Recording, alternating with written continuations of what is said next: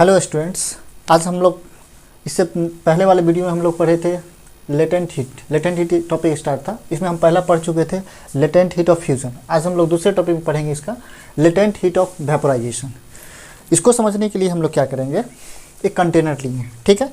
अब जैसे इसमें क्या किए हैं, इसमें वाटर रखती हैं, ठीक है, ये वाटर है। अब इसका टेम्परेचर मान लीजिए सपोज डैट कि 50 डिग्री सेल्सियस होगा, ठीक है। अब यहाँ से हम हीट देंगे तो ये टेम्परेचर क्या होगा, बढ़ेगा। जैसे मान लीजिए यहाँ हीट देंगे तो इस टेम्परेचर क्या होगा, 60 डिग्री होगा, 70 डिग्री होगा, 80 डिग्री होगा, 90 डिग्री हो, 100 डिग्री होगा। 100 डिग्री पर जाने के बाद क्या होगा, इसमें जो है ना थर्मामीटर, ये थर्मामीटर लगा दिए ताकि हमको आराम से ईजिली क्या कर सकते हैं, इसको टेम्परेचर इसमें रीड कर सकते हैं। अब क्या होगा, 100 डिग्री के बाद टेम्परेचर जो है ना, टेम्परेचर यहाँ से हम दे रहे हैं बट इसमें जो है ना हमको दिखाई नहीं देगा, वो एक कांस्टेंट हो जाएगा। यानी 100 डिग्री के बाद आपको सम टाइम्स के लिए आपको इसमें दिखाई नहीं देता। बट ये हीट जो दे रहे हैं वो आखिर जा कहाँ रहा है, तो वो जो हीट होता है वो क्या होता है, ये जो वाटर जो था, ये जो वाटर था, इसको ये वेपर के रूप में क्या कर रहा है,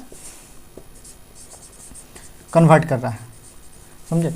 इसको और अच्छे से समझने के लिए हम लोग क्या करते हैं, एक ग्राफ का इस्तेमाल करते हैं। जैसे मान लीजिए ये 50 डिग्री सेल्सियस था। जब हम टेम्परेचर बढ़ाए होंगे तो टेम्परेचर जब बढ़ाएं तो ये टेम्परेचर बढ़ के क्या होगा, 60 डिग्री हुआ होगा, 70 डिग्री हुआ होगा, 80 डिग्री हुआ होगा। इस तरीक़ा से मान लीजिए 100 डिग्री होता। जब 100 डिग्री हुआ होगा ये टेम्परेचर ऐसे बढ़ता गया, यहाँ कांस्टेंट हो गया। यानी कुछ समय के लिए क्या होगा, यहाँ पर ये कांस्टेंट हो जाएगा। और ये आपको ये यहाँ हीट दे रहे हैं बट ये टेम्परेचर आपको इसमें शो नहीं कर रहा है। ये टेम्परेचर आखिर यूज, ये जो एनर्जी आप जो दे रहे थे वो आखिर यूज क्या हो रहा है, तो ये जो वाटर जो था ना, इसको क्या चीज़ में कन्वर्ट कर रहा है, ये वेपर में कन्वर्ट कर रहा है। दैट मीन्स ये जो वाटर था, वाटर जो था इसको क्या चीज़ में कन्वर्ट कर रहा है, वेपर में कर रहा है। ये जो एनर्जी आप दे रहे हैं वैसा एनर्जी जो वाटर को वेपर में कन्वर्ट करता है, उस एनर्जी को क्या कहा जाता है, लेटेंट हीट ऑफ वेपोराइजेशन कहा जाता है, ठीक है। अब यहाँ से क्या होगा, फिर कुछ समय के बाद वो क्या होगा, टेम्परेचर यहाँ से फिर बढ़ना स्टार्ट हो जाएगा। समझे।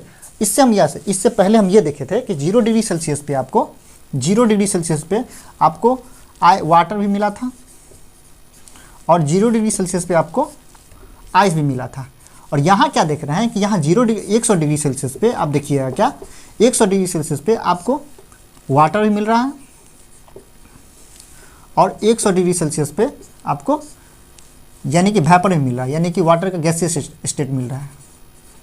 समझ रहे।